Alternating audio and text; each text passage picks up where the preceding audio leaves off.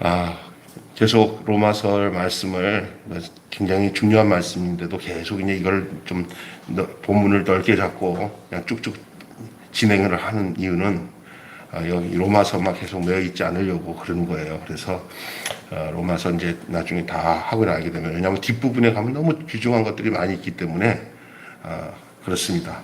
오늘은 4장 1절에서 12절까지의 말씀을 통해서 자랑스러운, 그러나 자랑할 수 없는 의, 자랑스러운 의란 말입니다. 그런데 그 자랑스러운 의지만 자랑스러울 수 없다는 것이 또 그 의의 특징이에요. 제목이 참 중요한 것을 시사하고 있어요. 뭐 거리가 너무 떨어져서 이게 좀 불편하니까 바꾸겠습니다. 김희설에서. 그래서 자랑스러운 의예요. 왜 자랑스러우냐? 의는 내가 뭐라 그랬어요? 의는 하나님과 바른 관계가 의예요. 무슨 얘기를 하죠? 의라고 할 때, 하나님의 의라고 할 때, 하나님의 의, 그러면 하나님과 바른 관계, 바른 관계.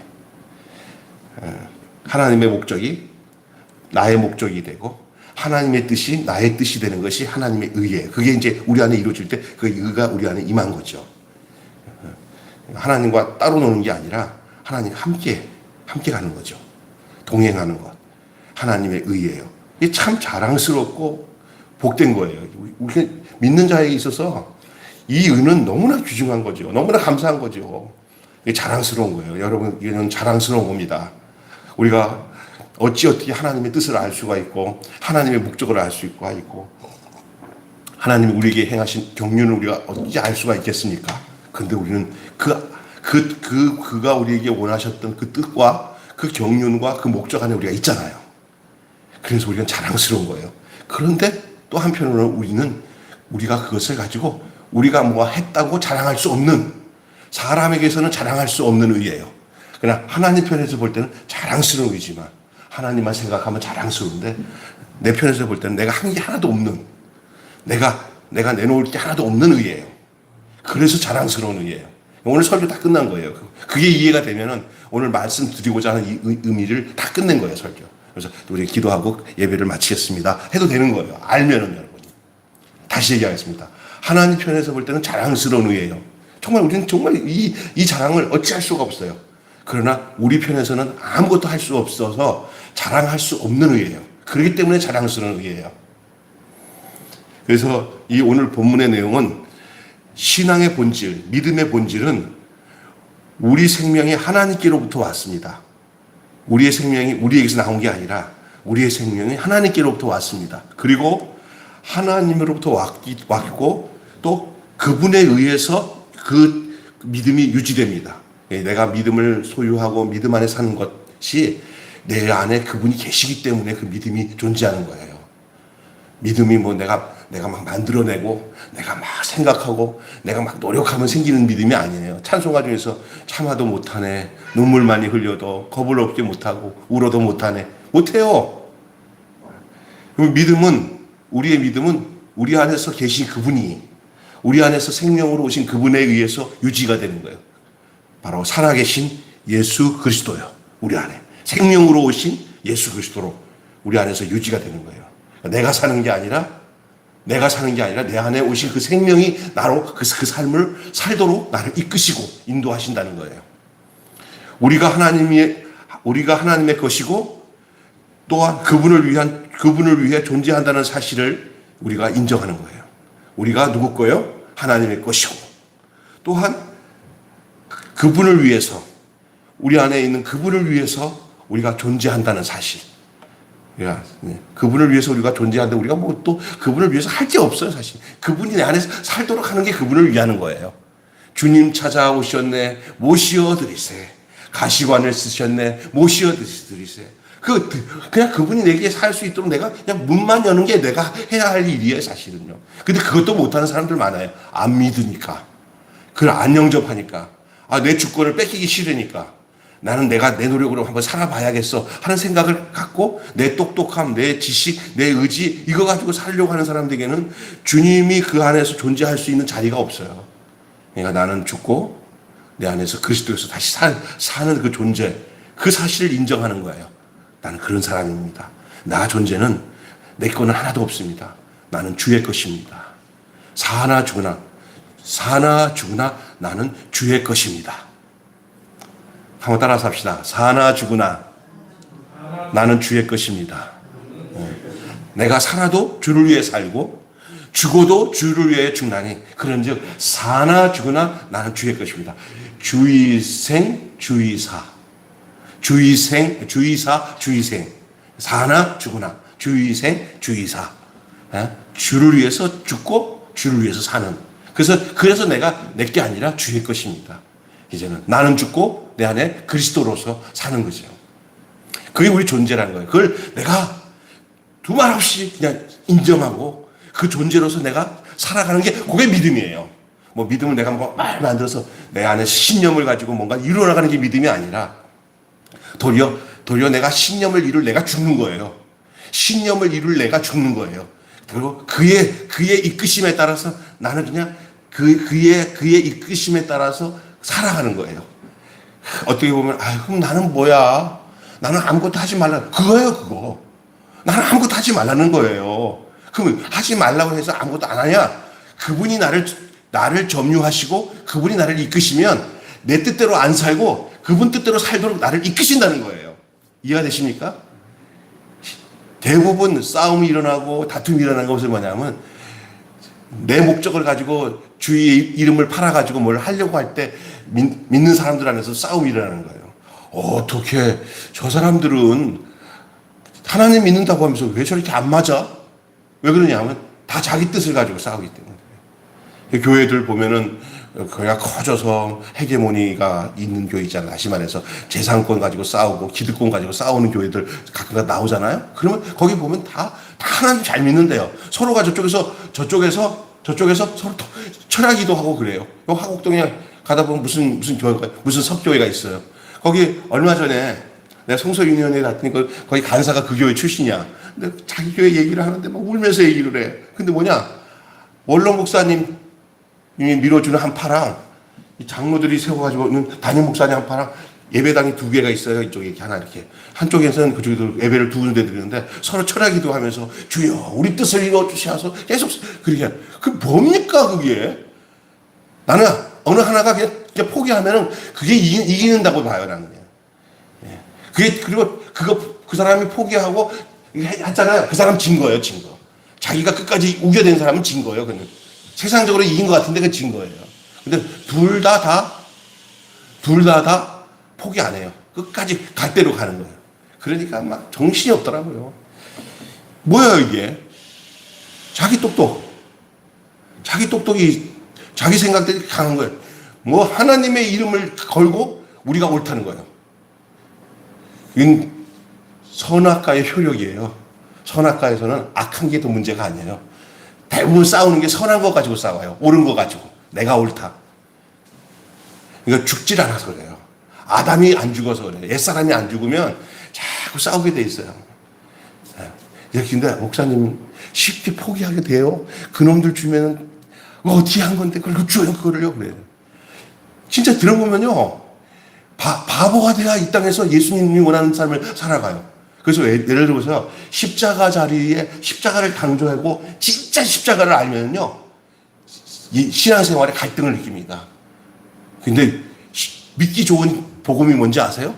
십자가는 좀 가둬두고 흰말 탄 군말을 탄 그 예수, 저 영광의 예수, 저 축복의 그 예수, 모든 것을 다 성공으로 이끌어가시는 이 예수, 이 기독교, 이것은 메리트가 있어요. 그래서 막 엄청나게 사람들에게 영향을 줘요. 그런데 버림받은 예수, 쳐다보지 않는 예수, 십자가 예수. 근데 복음이 어딘지 아세요? 예수님은 어떻게 살았어요?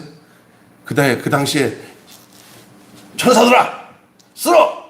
베드로, 요한, 야고보 할 것 없이 12제자들이 그렇지 우리가 저 자리 가려고 우리가 잘 따라왔어. 그랬으면 아주 좋은 거 좋았을 거예요. 그런데 가면 갈수록 예수는 죽는 자리로 가요. 나중에는 이를 갈면서 예수 아마 가룟 유다 도망쳤지요. 베드로도 막 멘붕에 빠져가지고 저주하고 모른다고 그러죠. 다 실망해갖고 가서 고기나 잡고 있죠. 그게 예수의 자리예요. 그런데 우리 예수님이 제자들을 비유 맞춰서 살아가면은 얼마나 제자들이 기분이 좋았겠어요. 제자들 비유 안 맞췄어요. 나의 길을 가련다. 어디 갔었어요? 바로 버림받은 건축자의 버린 돌같이 사람들이 쳐다보기도 싫어하는 그 자리에서 우리를 위해서 구원을 이루시고 우리를 위해서 거기서 자기 생명을 내어주셔서 우리가 그 안에서 죽고 그 안에서 사는 이 생명을 주는 그 자리가 생명을 주는 그 자리가 바로 십자가에 도는 멸망하는 자들에게 미련한 것이요 구원을 얻는 우리들에게는 하나님의 능력이라 하나님의 지혜라. 그걸 아는 게 그것을 알고 그 안에서 그 존재로 살아가는 게 믿음이에요. 그래서 믿음은 존재예요, 존재. 그래서 난 믿음을 보고 싶어 그러면 그 존재가 있어야 믿음이 생기는 거예요. 나는 여러분과 저를 포함해서 여러분 모두가 특히 저도 우리 목사님들 전부가 그 존재가 되시길 바랍니다. 그래서 그 존재만 보면 더 이상 말할 것 없는 믿음이구나 라는 것이 그리스도 안에서 죽고 산 사람으로서 사는 거예요. 그게 또 자꾸만 생각해요. 너무 어려워요. 그냥 그렇게 믿으면 되는데 그것도 뭐야 하고 그건요 영적인 것이라 그것은 이 세상의 어떤 그 사변적인 어떤 관념적인 것이 아니라 연합이 되는 거예요. 그리스도와 나와 그의 죽음이 나의 죽음이 되고 그의 부활이 나의 부활이 되고 그분의 존재의 그 사람이 바로 내가 되는 거예요. 내가.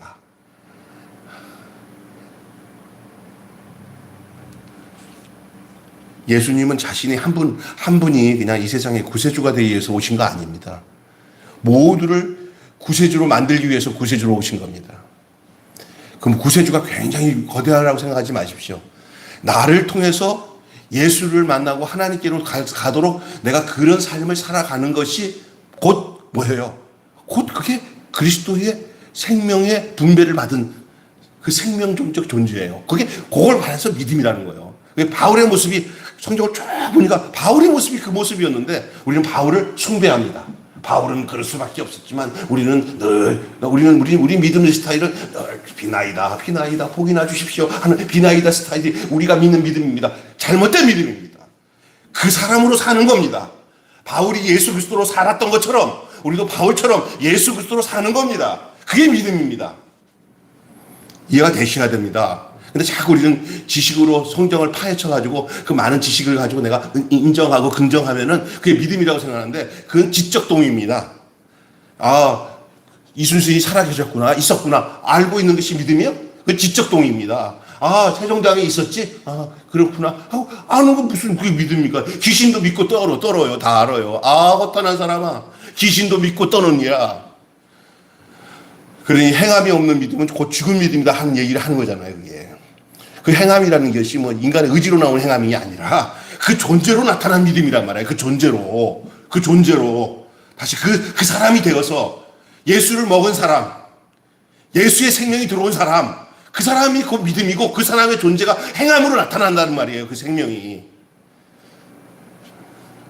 저도 이런 설교하면요 마귀가 어떻게 역사하는지 알아요? 자식아, 너 그렇게 살아, 이 자식아? 까부지 마. 그러니까 관념으로 전해, 관념으로, 지식으로 전해. 너 이 생명으로 전하지 마, 제발. 그렇게 마귀가 저를 공격하더라고요. 근데 복음은 그게 아닙니다. 내가 이렇게 전해야 그렇게 살게 되더라고요. 그리고 그걸 도우시더라고요. 그 존재란 말이에요. 여러분, 오늘 제가 얘기하는 내용이 이제 그거가 연결되어 있기 때문에 제가 서두에 인을 말하는 거예요. 복음은 바로 우리가 예수님의 핏값으로 사서서 그분의 것이 되었다는 소식이에요, 복음은. 다시 얘기합니다. 복음은 바로 우리가 예수님의 핏값으로서 예수님을 우리 샀어요. 그래서 이제 소유권이 내게 아니라 그분 거예요, 우리가. 그분의 것이라는 것은 그 소식이에요, 그 복음이에요. 예. 다 사드리는 거예요, 예수님이. 예수님이 사드리면 이때부터는 예수님 거예요. 그러면 이제 마귀의 소속에서 벗어나는 거예요. 값을 지불하고 산 거예요. 거기 있어요. 이 노예예요. 내가 돈 지불할 테니까 팔아요. 줬어요. 받았어요, 그 사람이. 넌 내 거야 하고 왔어요. 이제는 그쪽에다가 영향 받을 필요 없어요. 산분의 거예요. 산분의 거. 그 누가 샀어요? 예수님이 자기 핏값으로 우리를 샀단 말이에요. 피 흘려서 그 생명을 주고 우리를 샀어요. 우리는 얼마짜리예요? 예수님짜리예요. 1억짜리가 아니에요. 우리는 예수님짜리예요. 있습니까? 예수님이 생명 준 자리예요. 생명. 제일 비싼 게 생명이잖아요. 자기 피 흘려서 생명 주고 나를 죽음에서 샀어요. 그게 복음의 소식이에요. 그러니 거기에 그 노예가 자기가 뭐 노력해서 나온 게 있어요? 전혀 없어요. 그 40분이 지불한 그 대가로 그가 옮겨있기 때문에 노예가 나오면서 내 노력으로 내가 구원받았어 하는 노예가 하나도 없어요. 종이. 그 노예에서 해방시킨 그 사람이 그 값을 지불했기 때문에 왔기 때문에 아무 말 할 거 없어요. 그냥 감사합니다. 감사합니다. 나를 구속해 주셔서 감사합니다. 나를 해방시켜 주셔서 감사합니다. 밖에는 할 말이 없는 줄로 믿습니다. 왜 복음은 아무것도 자기 의에 대해서 자랑할 수가 없는가? 그 말이 여기에 나오는 거예요. 오늘 본문의 내용이 다 그런 얘기들을 계속 논증으로 얘기해 주고 있는 거예요. 성경 구약의 아브라함의 예를 들어서 계속 얘기하고 있는 거예요. 다윗의 예를 들어서 계속 얘기하고 있는 거예요. 다윗의 예를 들고. 그 다음에 아브라함의 예를 들고. 그게 이제 어떤 얘기인지 얘기 좀 하겠습니다. 자, 아브라함이 의롭다 인정함을 받은 것은 믿음으로 얻었잖아요. 믿음으로. 아브라함이 의로워진 얘기를 오늘 본문은 얘기하고 있어요. 아브라함은 그가 하나님께서 자식을 주겠다는 약속을 주셨을 때 아브라함이 그걸 믿었어요. 내게서 낳을 씨로 인하여서 천하 만국의 구원을 얻을 것을 아브라함에게 말씀하셨어요.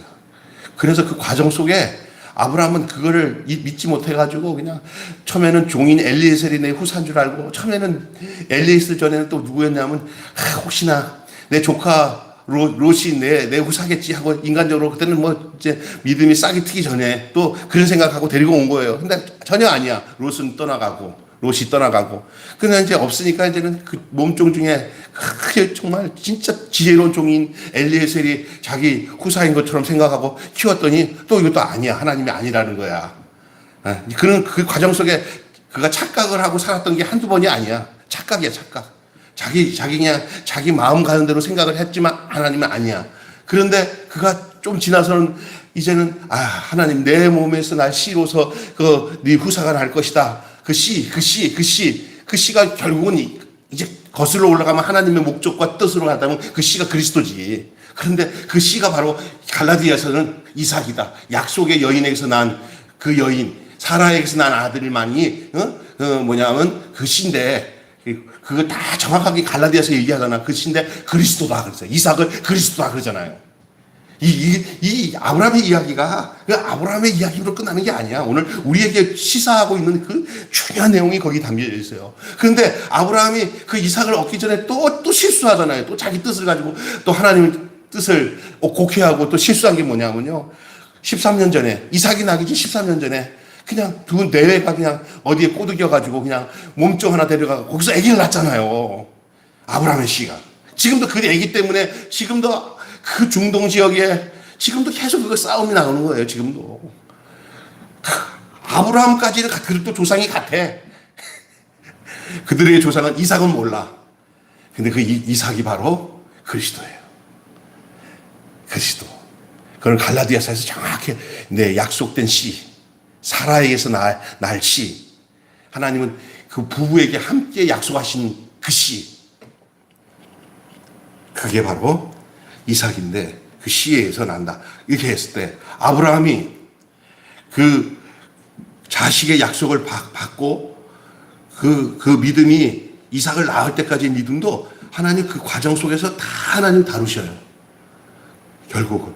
그래서 하나님이 아브라함이 이삭을 낳고 난 뒤에 나중에 이삭을 모리아 산에까지 올려가고 거기서 번제단을 드리고 났을 때부터 하나님이 이제 확실하게 이제 그에게 복을 주시고 그에게 약속을 하면서 하나님이 그를 의롭다고 이제 장차 네가 네 아들 이삭을 드린 것처럼 나도 내 아들 예수 그리스도를 드릴 것을 하나님은 그에게 말씀하신 거예요. 아브라함에게. 그래서 아브라함이 거기서 가장 하나님 앞에서 이제 완성된 그 아브라함의 모습을 거기서 보게 됩니다. 그가 한 일은 불임의 아내가 자식을 낳는 것이라는 것, 그 말씀을 믿는 것이 의가 된 거예요. 낳을 수 없는 그 여인이, 지난번에 우리 그 목사님 오셔가지고 그 사라가 그냥 그 사라 이야기를 아주 실감나게 하셨잖아요. 웃었다고 그러잖아요. 비웃었다고. 그잖아요. 그 사라를 통해서 낳을 그 아이, 결국은 어떤 과정은 있었지만은 결국 그걸 믿은 것을 하나님은 의로 여기셨어요. 불임의 아내가 자식을 낳을 것이, 그게 씨가 될 것이다. 믿음의 씨가 될 것이다. 하나님의 말씀을 믿은 거죠. 그것을. 그 아이를 낳기 위해서 한 일이라고는 아브라함이 한 일이 없어요. 아브라함이 어떻게 그 아이를 낳게 할 수 있는 힘이 있어요. 두 여자, 사라도 그렇고, 아브라함도 그렇고, 이미 죽은 사람들이죠. 그러니까 이삭은 하나님이 낳으신 사람이에요. 이삭인 아브라함이 낳은 게 아니에요. 하나님이 낳게 하신 거예요. 그게 진짜. 죽은 자와 왔다 그랬잖아요. 죽은 자와 방불한 그 아브라함이. 그러니까 어떻게든 뭐 생식을 통해서 아브라함의 정자가 사라의 난자를 만들어서 낳게 했다 하더라도 그것도 정자가 생성되게 하고 난자가 건강한 난자가 되어서 낳게 했다면 그건 사람이 한 거예요. 하나님이 한 거지. 그 100세가 다 된 노인들이 어떻게 얘기를 하겠어요. 하나님이 하셨지. 뭐 답이 없어요. 하나님이 낳게 하신 거죠. 근데 하나님은 그걸 믿은 아브라함을, 그 믿음을 의로 여기셨단 말이에요. 그리고 꼭 그렇게 하셔야 됐어요. 왜냐하면은 그 아브라함의 그 믿음, 뭐 하나님의 그렇게 하겠다는 걸 믿었다는 그 믿음 그 자체가 문제가 아니라 그 문제는 뭐냐면 그 아브라함과 사라를 통해서 낳을 이삭을 통해 씨가 계속 예수님까지 이어져야 될 씨기 때문에 그런 줄로 믿습니다. 그게 예수님까지 가는 거예요. 그에 대한 해석을 갈라디아서에 보면은 심지어 이삭이 곧 그리스도라고 얘기하고 있어요. 그리고 우리가 그 안에 속해 있다고 그랬어요. 우리가 약속받기 자식이 아니라 하갈의 자식이 아니라 사라의 자식이라고 우리를 얘기하고 있어요. 그러니까 그 대표적인 이삭 안에 우리가 다 포함된 거예요. 그게 믿음이에요. 그게 아브라함의 믿음이에요. 아브라함은 그 자식을 낳기 위해서 그가 한 거 없어요. 그런데 그 믿음을 의로 여기시고 그 실제가 되게 하셨는데 어찌 아브라함이 자기가 뭔가 한 거라고 의롭다고 할 수가 있어요. 다 하나님이 하셨죠. 그는 믿음이라는 것은요, 내가 못하는 상황을 아는 게 믿음이에요. 내가 할 수 있어요 하는 게 믿음이 아니라 내가 못한다는 것을 아는 게 믿음인 줄로 믿습니다. 내가 못한다는 것을 알아야 그때부터 하나님이 하실 여지가 열리는 거예요. 그때부터 믿음에 대한 경험들이 이루어져 나가는 거예요. 박영선 목사님의 그 하나님의 열심이라는 책에 보면은 하나님이 아브라함도 그렇고 내 족장들을 이끌어가는 과정 속에 보면은 다 하나님의 열심으로 이끌어가는 거예요. 아브라함이 하는 것은 도대체 믿음이라고 할 수 없는 짓을 다 하고 다녀요. 그러면 하나님이 이놈의 자식이 나를 못 믿는 건 하나님이 스스로 아브라함이 개입해가지고 하나님이 아비멜렉보다 하나님이 바로보다 더 강한 분임을 하나님이 드러내가지고 아브라함이 나는 하나님이 더 약한 줄 알고 이게 비굴하겠는데 저 사람들 왜 저래? 이 자식아 너 니네 하나님 나 죽이려고 그랬어 이 새끼야. 하나님이 더 세네. 하나님이 더 세다는 것을 경험하게 하나님이 하시는 거예요. 이게. 우리 신앙생활 보면은 우리가 뭔가 알아서 된 것 같죠? 우리 매사매서 들어보면은 아이고 하나님이 하셨네. 나는 진짜 나는 왜 이럴까? 그때도 하나님이 하셔놓고 또 그러나? 그런데 걱정할 거 없어요. 그분 안에 속해 있는 우리들을 향해서 하나님이 족치면서 가는 거예요. 우리의 믿음이 그분 안에 있다는 거예요. 이걸 믿어야 돼, 이걸. 아브라함은 뭘 믿었냐면요. 나의 삶 속에서 나는 자꾸만 삐딱삐딱하게 하지만 결국 하나님은 나를 몰고 가시고 자기 품에서 나를 이끌어 간다는 것에 대해서는 아브라함, 이삭, 야곱을 보면요. 저들의 고백이 있어요. 아브라함의 하나님, 이삭의 하나님, 야곱의 하나님. 곧 산자의 하나님이시다. 야, 근데 그게 왜 구약 성경에 그 사람들의 얘기가 계속 기록되어 있냐면은 그 사람들의 이야기로 딱 끝나는 얘기가 아니라 오늘 그 믿음으로 살아가는 우리는 아무것도 할 수 없는 존재야. 아브라함처럼, 이삭처럼, 야곱처럼. 그런데 하나님이 똑같은 그 하나님이 우리를 그 원리 가운데 우리를 이끌어간다는 거야. 나는 이거 정말 너무너무 행복해. 그래서 우리가 뭐 어떤 형편에 있을 때 너무 좌절할 것도 없고요. 너무 뭐 됐다고 해서 우쭐거릴 것도 없어요. 난 옛날에 많이 우쭐거리고 살았는데 조금만 해도 우쭐거리는데 정말 어리석은 거죠. 다 하나님께서 하시는 건데. 그래서 아브라함은 자기가 한 게 하나도 없다고. 그러니까 여러분 이거 있어요. 어떤 사람은 나 믿음이 없다고. 난 아무것도 못해요. 난 믿음 없어요. 하고 자기 힘이 빠진 사람이 믿음 있는 사람이야. 왜냐하면 그 사람은 하나님께 이끌려갈 준비가 된 사람이야. 난 믿음. 그런데 그냥 뭐 벌떡벌떡 뛰면서 뭐 다 할 수 있는 것처럼 하고 나는 믿음 있는 사람이라고 자기 스스로가 막 외치고 하는 사람도 있잖아요. 믿음 없는 사람이에요. 왜냐하면 믿음의 역사는 사람이 만들어가는 게 아니라 하나님이 이끌어 가시는 거예요. 그걸 아는 존재가 되는 것이 복된 존재입니다. 그걸 뚜렷이 알 때까지는 여러 과정이 필요할 때도 있어요, 사실은. 자, 또 한 가지는요, 아브라함에 대한 의에 대한 얘기를 할 때, 할례 전에 아브라함이 의롭다고 인정을 받았어요. 우리가 생각할 때는요, 할례라는 것이, 당시에 이 얘기를 하고 있는 것은 로마서에서 그 유대인의 의, 선택받은 이스라엘 백성들의 의에 대해서 너무나 고착화되니까 로마서를 쓰고 있는 바울이 복음에 대한 것이 차별이 없다는 것을 알려주기 위해서 아브라함의 이야기 중에 하나님께서 그들에게 아브라함의 할례를 받잖아요. 아브라함이 할례를 받고 그 가족들을 할례 받는 것을 하잖아요. 그런데 여러분 아브라함의 할례 이야기가 이제 쭉 성경에서 나오는데 여러분 기억 보세요. 이 할례라는 의식이 이게 이제 그 이전에 하나님이 할례를 받고 난 아브라함에게 하나님 그때 임했냐 아니면 갈대아 우르에서 떠나올 때는 할례도 안 받았잖아요. 그때 아브라함은 그러면 아브라함이 아니냐 이 문제란 거예요. 하나님이 아브라함의 갈대아 우르에서 나오게 할 때 아브라함은 하나님 앞에 그 믿음으로 인정을 받은 거예요. 우리가 아브라함 같은 아브라함이 할례 받기 이전의 모습은 이방인과 같은 모습이었어요. 그때 하나님이 그를 의롭다고 하고 불렀어요.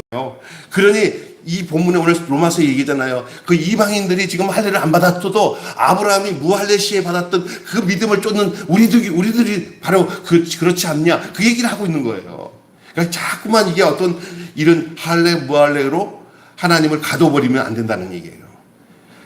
아브라함은 할례를 받기 전에 율법 없는 이방인과 같았을 때 믿음으로 의롭다함을 받았어요. 의롭다함을 받은 그 일과 자신의 그 신분 또는 율법의 그 유무 여부는 전혀 상관이 없다는 거예요. 상관없다는 거예요. 그것을 지금 로마서 이 바울은 계속 이 본문에서 얘기하고 있는 겁니다. 중요한 것은 그런 것이 다 상관없다. 오직 믿음이다. 믿음. 어떻든 간에 할례를 받기 전에도 믿음으로, 할례 후에도 그 믿음으로, 남는 것은 할례시냐 무할례시냐 다 상관없다. 표면적 유대인이 아니고 이면적 유대인이 아니고 표면적 할례가 아니라 이면적 할례가 그게 아무것도 아니라 그 모두가 다 통틀어서 그건 다 믿음이다. 믿음. 그 생명의 존재다. 그 말입니다. 율법이 없고 할례를 하지 않았어도 그 믿음의 자취를 따르는 것이 의롭게 되는 것이에요. 그러니까 지금도 어떤 율법을 쫓아서 의로워진다고 생각하는 그 생각은 정말로 잘못되는 것이죠. 이게 지금 로마서에서 얘기하는 것은. 상관없다. 지금 믿음은 바로 의롭다 인정을 받는 것은 뭐냐? 할례의 유무와 상관없다. 율법에 있고 없고가 문제가 아니다. 내가 지금 믿음으로 사느냐? 나를 위해서 십자가에서 죽으신 예수 그리스도 안에서 속량함을 받고 구속함을 받아서 그 존재로 살고 있느냐? 그 믿음으로다 하는 거예요. 그래서 믿음으로 얻는 의로움. 이것을 이신득이라고 하는 거예요. 이신칭의. 한번 따라서 합시다. 이신득이, 이신치기. 그러니까 율법을 행함으로 구원받는 것도 아니고 어떤 의식을 행해서 구원받는 게 아니라 예수 그리스도를 믿고 구속함을 받아 하나님이 값없이 우리를 의롭게 하신, 우리가 뭔가를 대가를 지불한 게 아니라 그가 값을 지불해서 우리를 사신 거예요. 그렇게 의로워진 거예요. 그러니까 아까 전에 내가 종이 자기 노력으로 종에서 해방된 게 아니라 그 종에서 해방되도록 값을 지불한 사람을 통해서 그가 종에서 해방되어서 이제 소속이 바뀌어서 그 사람에게 종이 아니라 그 값 주고 산 사람의 그 소속으로 바뀌어졌잖아요. 그때 그 종이 한 게 뭐 있어요? 그거예요, 그거. 그 이전에 뭐 어떻게 했고 다 소용없어요. 그 종으로서 아무리 의롭다 해도 그건 종이요. 그 밑에서 종사람에서 내가 이런 일도 있고 누가 알아줘? 세상에 있는 모든 내가 의롭다고 하는 모든 인간의 의는 더러운 옷과 같아서 다 빨랫감이야, 빨랫감. 나는 계급장이 뭐고 하나님 보낼 때는 딱 그건 더러운 옷이야, 인간의 의로움은. 빨리 거기서 나오는 게 살 길이야. 거기서 누가 나를 돈 주고 사가지고 나를 속량시켜요, 속량.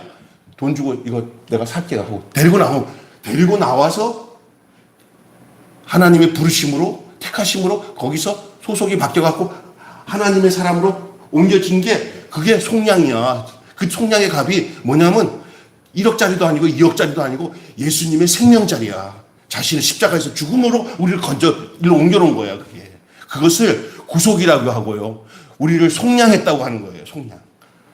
값을 주고 사온 거예요. 그 값이 뭐 한두 푼의 돈이 아니라 자신의 생명을 들여서 하나님이 그 아들 예수 그리스도를 보내셔서 그 인간을 살리기 위해서, 인간을 구원시키기 위해서 인간의 몸으로 죽음을 십자가에서 죽게 하시고 그걸 치렀어요. 값을 치렀어요. 그래서 우리는 예수 그리스도 안에서 이미 죽은 사람, 죽고 다시 사는 사람이기 때문에 우리는 그 저주의 죽음은 없어요. 육신의 때가 돼가지고 흙이 돼서 돌아가더라도 사탄의 영역에 있는 그 지옥의 권세와 형벌과는 상관이 없이 하나님 우리를 당신의 품으로 우리를 인도하신 구속받은 하나님의 백성인 줄로 믿습니다. 아이고, 이렇게 놀라운 진리의 비밀의 말씀이 어디 있어요? 이거 복음이에요. 이게 인간에게 주신 하나님의 최고의 뉴스예요. 복음이에요. 할례 전에 할례를 받음으로 구원을 받았다 생각하는 이 사고방식은 당시에 유대인들이나 이스라엘 백성들에게는 그걸 넘어가기가 너무나 어려웠던 내용이었기 때문에 바울은 이걸 해결하지 않으면은 예수 그리스도가 바로 이스라엘의 백성의 구주가 아니라 전 인류, 이방인이나 유대인이나 할 것이 모든 이들의 구세주로, 메시아로 오신 것에 대해서 증거하기 위해서 이 로마서를 통해서 그들에게 이 복음을 전하면서 또다시 이방인들에게도 너희에게도 문이 열렸으니 걱정하지 말아라. 율법을 가지고 자꾸만 모르고 공격하는 사람들에게 속지 말아라. 오직 예수 그리스도를 믿음으로 의로워진다. 이것을 증거하고 있는 내용이라는 사실을 기억하시기를 바랍니다. 그 다음에 경건하지 않음에도 불구하고 하나님은 아브라함을 의롭다 여겼어요. 우리 속에 이해 있습니다. 이게 김병수 목사가 이렇게 보니까, 맨날 마누라한테 그냥 야단만 맞고, 좀 사람 같지도 않은 것 같아. 이제 이런 사람인데도 불구하고 저는 경건하지 않아도 저는 하나님 때문에 그리스도 예수 안에서 의로운 존재라는 사실을 제가 어김없이 믿고 있는 사람입니다.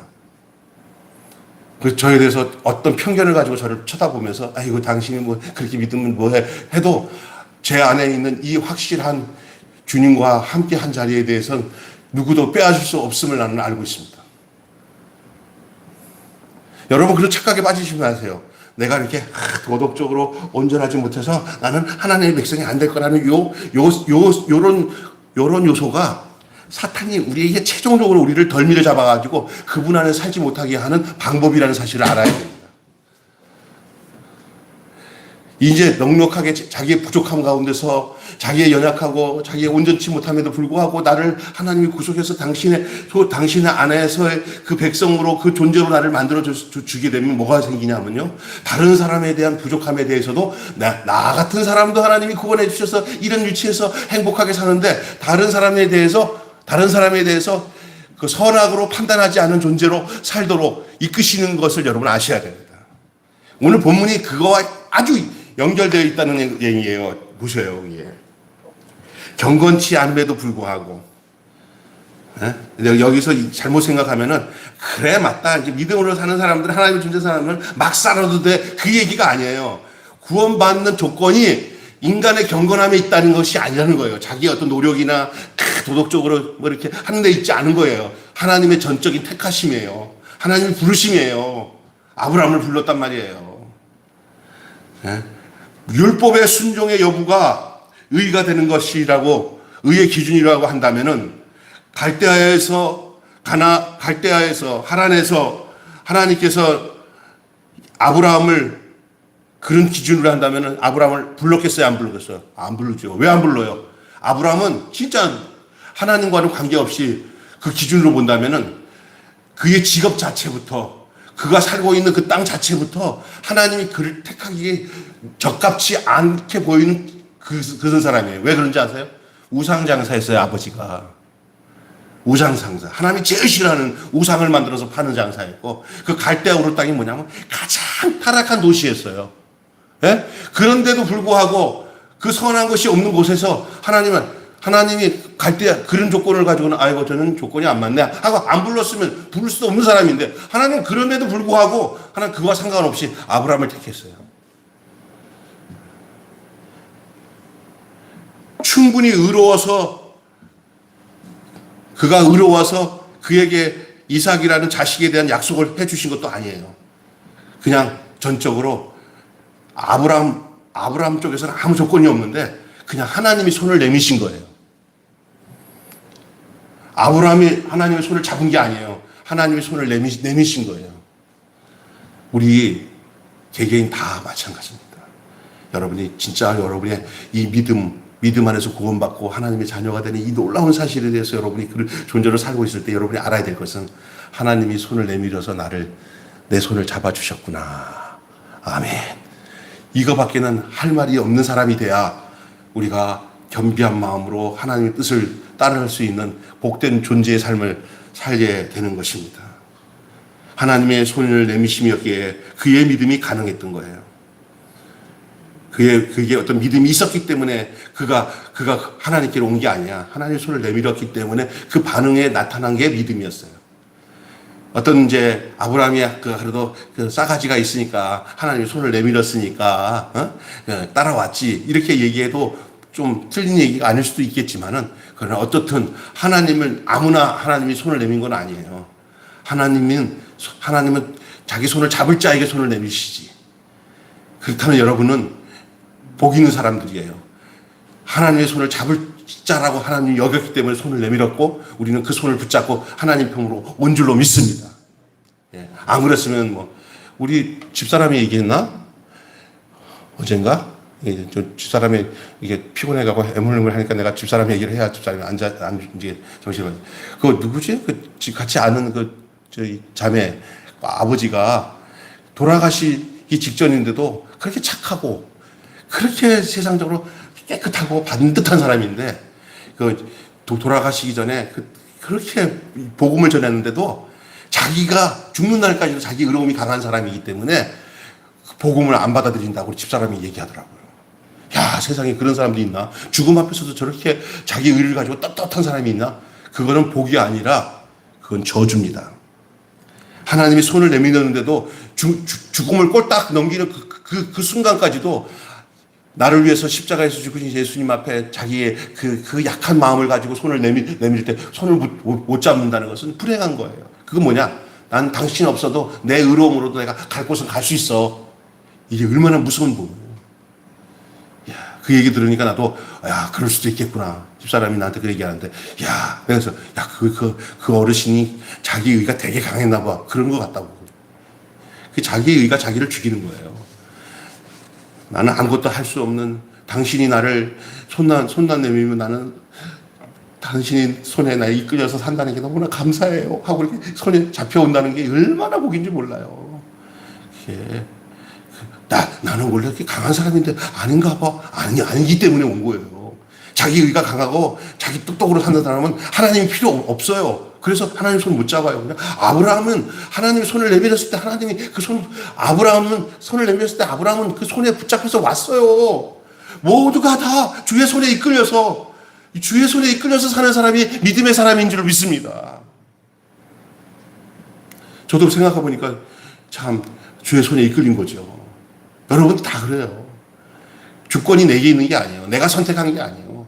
하나님의 선택하에 그를 선택함에 내가 동의가 되어서 따라갈 수 있는 그 존재로 따라왔다는 그 자체가 감사한 거예요. 어떤 사람은 거기 손을 내밀어서 내가 손 잡았죠? 내가 손 잡은 것도 내가 의로운 거 아닙니까? 이 싸가지 없는 거예요. 그런 마음을 주신 것에 손을 내밀어 주셨다는 것 하나만 생각해야 돼. 내가 그 손을 내가 잡은 것까지도 자기 의로 생각하면 안 되거든요. 그 뭐냐? 하나님이 나를 버리지 않고 내 마음속에 하나님의 손을 잡을 수 있는 마음을 주셨다는 생각을 갖게 해야 되는 거예요. 저쪽이 하나님의 주권이고 하나님의 인도하심이지 우리는 자랑할 게 하나도 없어요. 뭔가 조금이라도 그래도 내가 기도 많이 해서 내가 선행을 많이 해서 내가 그래도 노력을 많이 해서 그래서 하나님 이게 알아서 그렇게 될 때 이제 오염되는 거예요. 아무것도 한 게 없어요. 우리는요. 지금 앞으로도 뭘 해도 내가 한 게 아니라고 생각하고 살아야만이 사는 사람. 그 믿음이에요. 근데 오늘날 많은 싸움이 나타나고 살다가 부패되고 변질되는 이유가 뭔지 아세요? 부르심은 그렇게 불렀는데 사는 동안에 이제 자기가 했다고 생각하고 착각하고 거기에 사탄의 공격에 말려들어서 자기 자랑하고 자기 뜻을 쫓아서 살아가는 어리석은 사람들이 있다는 거예요. 여러분 부탁하기에 이 세상에서 사는 동안에 나를 주님이 불러서 택하실 뿐만 아니라 사는 것도 내 힘과 내 노력이 아니라 주님이 나를 계속 이끌어가는데 내가 그 주님 앞에서 그냥 겸손하게 아무것도 일한 것도 없지만 그분이 나를 이끄셔서 내가 간다고 하는 생각을 조금 더 흐트리지 않고 그 존재로서 사는 여러분 되시기를 바랍니다. 그게 우리의 살 길이에요. 그래서 경건치 않은 자 바로 이 아브라함에게 주신 의. 아브라함만 아닙니다. 다윗도 그렇잖아요. 일하지 않은 자가 받을 싹스에 대해서 이 얘기를 하잖아요.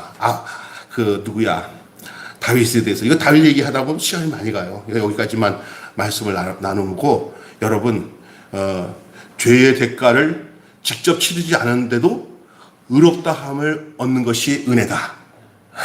우리 죄를 대해서 우리가 치르는 대가가 없어요. 근데 오늘날 있잖아요. 자꾸만요. 교회에서 자꾸 죄값을 우리가 기도라고 하는 회개 기도라는 것을 통해 가지고 죄값을 치르는 훈련을 시켜서 그것을 자기 의로 기도를 많이 하면서 기도 자체가 자기 의가 되고 그래서 이미 주님이 십자가에서 단번에 우리 죄를 다 사했으니까 우리가 그 안에서 그냥 푹 빠져가지고 그 은혜 안에 잠겨서 살면서 그 죄의 공격에서 여러분 공격당하지 마시기 바랍니다. 반복적인 회개 기도 막 시키면 내가 시원해지는 것 같아. 그럴 필요 없어요. 하나님 자녀답게 살지 못하는 것에 대해서 내 심령에서 주님 제가 하나님 자녀답게 살지 못하는 것을 고백합니다. 그래. 그러고 난데 내가 비록 이렇게 부족해서 죄를 많이 짓고 어려운 가운데서 당신의 마음에 대해서 내 마음의 양심이 가책이 되지만 내가 주 안에 있는 것을 주님 아시지요? 그러면 주님이 내가 너의 연약한 것을 위해서 십자가에서 이미 다 해결했는데 너 그걸 인지하고 있구나. 네가 생명이 있기 때문에 그걸 인지하는 거야. 그러네요. 이제는 내 손에 꼭 붙들고 더 힘든 과정 겪지 말고 이제는 이런 과정 겪지 말고 조금 더 성장해 가야지. 하고 가는 거예요. 그냥 나 죽을렵니다. 맨날 나와서 교회 와서 또 그래서 자기가 온전치 못하는 내가 회개기도 안 해서 온전치 못하더니 언제 그게 회개기도 안 해서 온전해졌나? 인간은요 내가 애써서 막 울고 불고 하다가 해서 이루어지는 게 아니에요. 내가 그분 안에 거하여서 그분의 생명 안에서 내가 그 존재를 잘 느끼는 것보다도 더 안전하고 확실한 방법이 없어요. 사기꾼 같은 이런 거짓 복음을 전하는 사람들 속지 마세요. 그 죄인을 만들어가지고 후려먹고 난 뒤에 사람을 공포로 몰아가는 거예요. 우리의 예수님의 십자가의 능력은 우리를 다시금 공포 속에 빠지지 않습니다. 십자가의 그 피의 능력은 넉넉합니다. 혹시나 살다가 보면은 연약해서 넘어지는 것까지 다 알면서 우리를 불렀습니다. 아멘. 그런데 그런 데서 너무 무책임하게 무감각하게 윤리적으로 이렇게 하라는 거 아니에요. 그의 영이 내 안에 계시면 그거를 가만 놔두지 않아요. 그러나 여러분 이렇게 이런 종교적인 습관적인 거 가지고 내가 의로워진다고 생각해서 그런 사람들한테는 기도도 제대로 안 하니까 저렇지, 나같이 기도하니까 이렇게 그렇지, 이런 말 하잖아요. 종교적인 영적인 교만이 그런 데서 시작되는 거예요. 그러니까 우리가 정신 차려야 돼요. 우리는 누구를 판단하거나 누구의 영적인 것을 따질 수 있는 사람이 아니에요. 그냥 나 하나가 그 예수님이 우리를 위해서 구속하신 그 은혜 안에 푹 잠겨서 그 생명의 존재로 그 믿음으로 사는 거예요. 우리를 사실 우리가 하나님께 왔을 때 우리에게 어떤 의로운 존재, 우리가 뭔가 해놓은 게 있을 때는 그런 말 할 수 있겠지요. 가지고 온 게 하나도 없는 놈이 말입니다. 언제가 자기가 다 얻은 것처럼 땡깡 부리면서 잘난 체 하는 게 우리예요, 그게. 그러다 보니까 막 인간적으로 어거지를 가지고 이렇게 자기가 뭔가를 이거 뺏기지 않고 얻으려고 뺏길 것도 없고 얻을 것도 없는 게 우리예요, 그냥 다 가졌기 때문에. 만물이 다 너희 것이니라. 이 땅에 살아가면서 없어서 껄껄할 필요도 없고, 또 있어서 잘난 체도 할 것도 하나도 없는 게 우리 인생이에요. 그리스도 하나면 만족한 삶, 그의 생명으로서 만족한 삶, 이게 복음입니다. 이런 잘못된 복음에 빠지면요 그럴듯해요. 그러나 여러분 제대로 된 복음을 알게 되면은 여기서 제가 이거 성서윤년에서 나오는 지금 이 책들을, 옛날의 책들을 좀 정리하면서 지금 이걸 거기서 지금 내가 나오는 이 메시지 가지고 지금 여러분께 계속 이렇게 정리해서 말씀을 여러분께 전하고 있는데 새로워요. 너무나 새로운 거예요. 지금 이 카피에 있는데 한 장으로 지금 내가 여러분에게 설교를 하는 거예요. 풀어서 지금 말씀하고 있는 건데 알아듣기 쉽게. 마지막 부분에 제가 얘기를 하는데 우리는 어느 정도 세상을 살면서 요거 진짜 중요한 거예요. 우리는 어느 정도 세상을 살면서 억울한 정서를 갖고 있어요. 우리는 어느 정도 세상을 살면서 억울한 정서를 가지고 있다니까, 다. 특별히 사모님들이 그런 억울한 정서를 많이 갖고, 어떤 사모님들이냐, 가난한 개척교회에서 어렵게 살면서 내가 저 사람 만나서 내가 이게 희생했다고 하는 그런 생각을 많이 하시는 경우를 내가 보게 돼요. 저희 집사람은 전혀 그런 게 별로 없어서 감사한데 다른 사모님들 보면은 그런 정서를 갖고 있더라고요. 이해는 돼요. 그런데 여러분, 한 만큼 대접받지 못했다는 생각이 지배적이기 때문에요. 내가 이만큼 노력했는데 이 정도밖에 대접 못 받았다는 생각들. 지금 제가 하고 있는 이 두 가지 얘기들, 우리가 어느 정도 세상을 살면서 억울한 정서를 가지고 있는 거, 또 한 만큼 대접받지 못했다는 생각이 이 지배적인 거, 이거 정말 우리들에게 늘 곁에 따라왔던 생각들과 내용 아닙니까? 그렇지만은 오늘 본문 말씀을 통해서 우리가 기억해야 될 것은 하나님 앞에서만은 그런 말을 할 수 없어야 돼요. 이게 진짜 중요한 거예요. 이것이 이해가 안 되어지면 평생 그 피해 의식, 그 억울한 정서 속에 살다가 제대로 된 믿음을 얻지 못하고 계속 그냥 고통 속에서 살아가는 것이 일반적인 사람들의 정서예요. 믿음을 가졌다고 하는데 잘못된 믿음을 가진 사람들, 그 생명의 존재를 맞지 못한 사람들은 이 정서 속에서 함몰돼서 살아가요. 그게 내 모습이라면 얼마나 비참합니까? 한 것이 없는데, 자격이 없는데 먼저 다가와서 모든 것을 준비하고 상대해 주셨기 때문에 우리에게는 할 말이 없는 거예요.